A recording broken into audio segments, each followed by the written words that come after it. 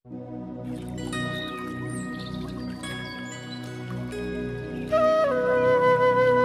আমরা ভগবদ গীতার বিষয়ে ধারাবাহিকভাবে আলোচনা করতেছি। তো আজকে হচ্ছে দ্বিতীয় অধ্যায়ের 20 নম্বর শ্লোক। আর 20 নম্বর শ্লোকে ভগবান এই দেহটিকে পোশাকের সঙ্গে তুলনা করা হয়েছে। পোশাক অর্থাৎ আমরা যারা নতুন নতুন বস্ত্র প্রতি আসক্তি, তাদের কথা বলা হয়েছে এখানে আজকের শ্লোকে। কেননা অর্জুনকে ভগবান একই কথা বিভিন্ন উপাখ্যান দিয়ে বুঝিয়ে দিচ্ছেন। আমাদের ঠিক সেরকমই, আমরা এক তরকারি খেতে যেমন ভালো লাগে না, ঠিক বিভিন্ন স্বাদের তরকারি খেতে ভালো লাগে। শাস্ত্রজ্ঞান ঠিক সেরকমই বিভিন্ন ক্যাটাগরির মাধ্যমে শিক্ষা প্রদান করা হয়, বিভিন্ন উদাহরণের মাধ্যমে, যাতে আমরা বুঝতে পারি যেখানে আত্মাকে একই কথা বলা আছে, বাট বিভিন্ন উদাহরণ দেওয়া হচ্ছে এই জন্য যাতে আমরা সহজে বুঝতে পারি, না হলে তো আমরা বুঝতে পারবো না। এই জন্য ভগবান আজকে দেহটাকে পুরাতন বস্ত্রের সঙ্গে তুলনা করা হয়েছে। চলুন আমরা সেই শ্লোক নাম্বারটা পড়ি, তারপরে আমরা বাকি আলোচনা করব। 20 নম্বর শ্লোকে বলা হয়েছে, না যায় মৃয় বা কদাচিৎ নয়নং ভূত ভাবিতবা না ভূয় অজায় নিত্য শাশ্বত পুরাণ অন্নমানে শরীর। অর্থাৎ এই শ্লোকের অনুবাদে বলা হয়েছে, আত্মা কখনো জন্ম হয় না বা মৃত্যু হয় না। আত্মা কচ্ছিত উৎপত্তিও হয় না, হচ্ছে না, আর হবে না। আত্মা জন্মরহিত, শাশ্বত, নিত্য এবং পুরাতন, হলেও চিরনবীন। শরীর নষ্ট হলেও আত্মা কখনো বিনষ্ট হয় না। এখানে কত সুন্দর কথা বলা হয়েছে। কেন এই কথা বলা হয়েছেন? না, এ কথা বলার অর্থ হচ্ছে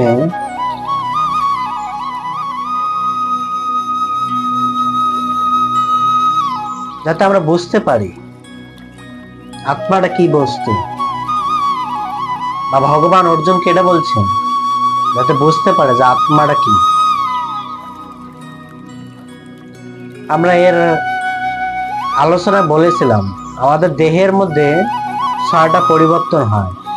এই শ্লোকের তাৎপর্য শিলা প্রভুপাদ সেই 6টা পরিবর্তনের কথা বর্ণনা করা হয়েছে। একটা হচ্ছে জন্ম, একটা হচ্ছে কিছুকালে কি স্থিতি, আর আর হচ্ছে কি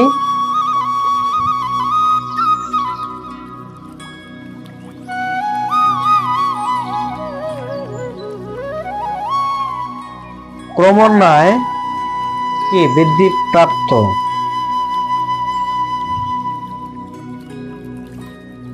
কিছুকাল স্থায়ী থাকে, তার ফলে কিছু প্রস্রাব করে, তারপরে ক্রমান্বয়ে ক্ষয় হয় এবং লাস্টে বিনাশ প্রাপ্ত।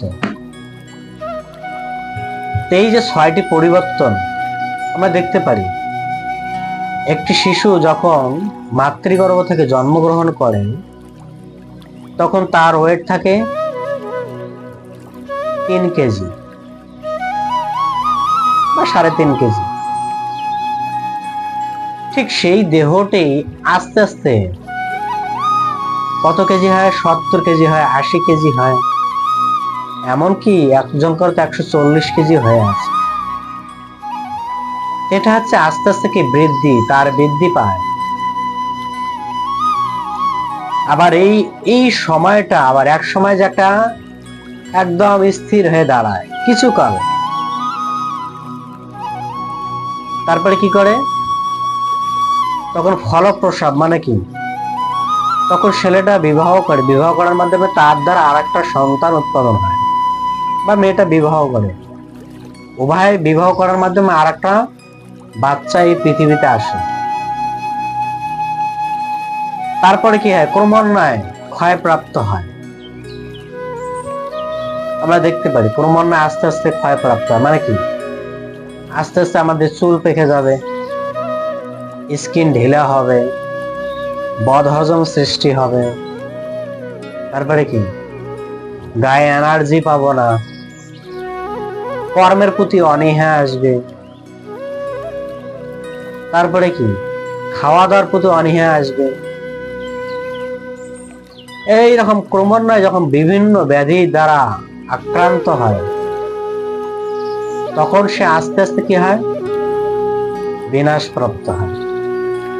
এই বিষয়ে একটা পুঙ্খানু ভাগবতম একটা গল্প আছে, পুরঞ্জন মহারাজের কাহিনী। তো রাজা পুরঞ্জন মহারাজ তিনি গিয়েছিলেন বনে ভ্রমণ করতে। তো বনে ভ্রমণ করতে গেলে কি হয়, কিছু একজন সহপাঠী দরকার, একা গেলে তার আনন্দ পাওয়া যায় না।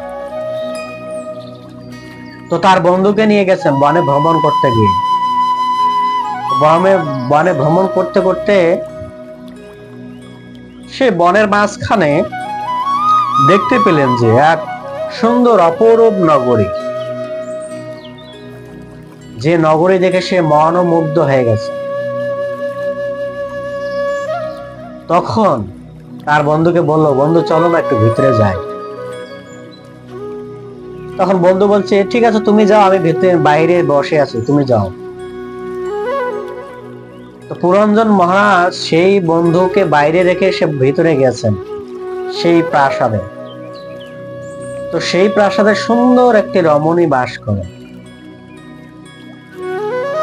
সুন্দর রমণী যখন বাস করেন, তার রূপে এত মনোমুগ্ধ হয়ে গেছেন, সে আর কিছুই, তার কাছে মনে হচ্ছে যে এইখানেই সর্বজন এখানে বিরাজমান। তো তখন সে রাজা পুরঞ্জন মহারাজ রমণীকে জিজ্ঞাসা করলেন, হে সুন্দরী, তোমার নাম কি, তুমি কে, তুমি কেনই বা এই নির্জন জায়গায় একাকী বসবাস করতেছো, তোমার বাবা মা কে? তো সাধারণ বস্তু হচ্ছে, আমরা যখন অপরিচিত ব্যক্তি আসে আমরা তো জিজ্ঞাসা করি। এরকম পুরঞ্জন মহারাজ জিজ্ঞাসা করতেছেন, হে রমণী, হে সুন্দরী, তুমি নাম কি, তোমার বাড়ি কোথায়, তুমি কে, তোমার বাবা মা কে, তুমি এখানে বনে একাই বাস করো কেন? তো রমণী কোনো কিছুই উত্তর দেন। তখন রমণীকে বলছেন, তুমি আমাকে এক গ্লাস জল খাওয়াবে? তো তার জল খেয়ে রাজা পুরঞ্জন মহারাজ মনোমুগ্ধ হয়ে গেছে।